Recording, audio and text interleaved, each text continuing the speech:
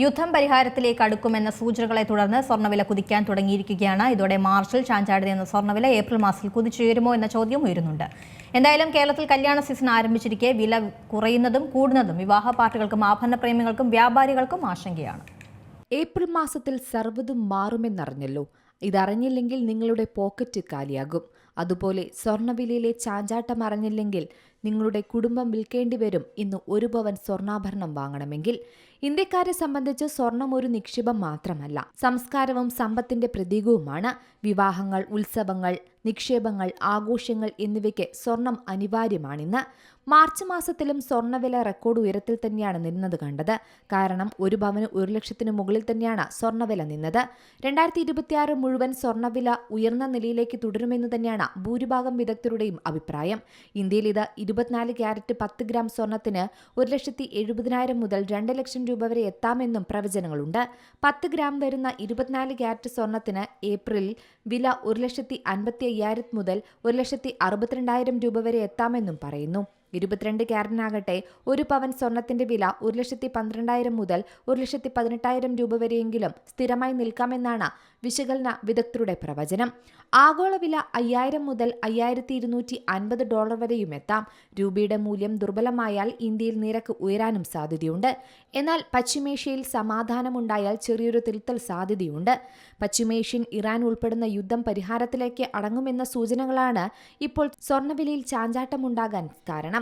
April മാസത്തോടെ സ്വർണ്ണവില കുതിച്ചുയരുമോ എന്നാണ് ഇപ്പോൾ ഉയരുന്ന ചോദ്യം. ഇറാനുമായുള്ള യുദ്ധം 2 മുതൽ 3 ആഴ്ചയ്ക്കുള്ളിൽ US അവസാനിപ്പിക്കുമെന്ന് പ്രതീക്ഷിക്കുന്നതായി പ്രസിഡന്റ് ഡൊണാൾഡ് ട്രംപ് പറഞ്ഞതിന് പിന്നാലെ വിപണി വീണ്ടും ഉത്തേജിപ്പിക്കുന്നുണ്ട്. മാർച്ച് 19 ശേഷമുള്ള ഏറ്റവും ഉയർന്ന നിലയിലാണ് സ്വർണ്ണവില ഇപ്പോഴുള്ളത്.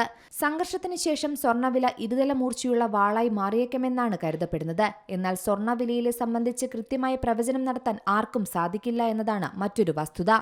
ഇറാനിലെ സൈനിക നീക്കം ഏകദേശം 2 ആഴ്ചയ്ക്കുള്ളിൽ അവസാനിക്കുമെന്ന് ട്രംപ് പ്രഖ്യാപിച്ചു. ഇതിന് പിന്നാലെ ഇറാന്റെ ആണവശേഷിയും മിസൈൽ സംവിധാനങ്ങളും തകർത്തതായും ലക്ഷ്യം പൂർത്തിയാക്കിയതായും അദ്ദേഹം അവകാശപ്പെടുന്നുമുണ്ട്. ഇറാൻ പ്രസിഡന്റ് വെടിനിർത്തലിന് ആവശ്യപ്പെട്ടതായും ട്രംപ് പറയുന്നുണ്ട്. എന്നാൽ ഇത് ഇറാൻ നിഷേധിക്കുന്നുമുണ്ട്. വരും ആഴ്ചകളിൽ ഇറാനെതിരെ അതിശക്തമായ ആക്രമണം നടത്താൻ അമേരിക്കയ്ക്ക് സാധിക്കുമെന്നാണ് അദ്ദേഹം മുന്നറിയിപ്പ് നൽകുന്നത്. ഹോർമുസ് കടലിടുക്ക് പൂർണ്ണമായും തുറന്നുകൊടുക്കാതെ വെടിനിർത്തൽ പരിഹരിക്കില്ലെന്നും ട്രംപ് പറയുന്നു.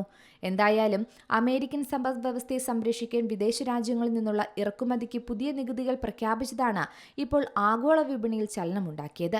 മിക്ക രാജ്യങ്ങളിൽ നിന്നുള്ള ഇറക്കുമതിക്ക് കുറഞ്ഞത് 10% നികുതി ഏർപ്പെടുത്തിയിട്ടുണ്ട്. എന്തായാലും ട്രംപിന്റെ പ്രഖ്യാപനത്തിന് ശേഷം ആഗോള സ്വർണ്ണവിലയിൽ 2%-ലധികം ഇടിവ് രേഖപ്പെടുത്തിയിട്ടുണ്ട്.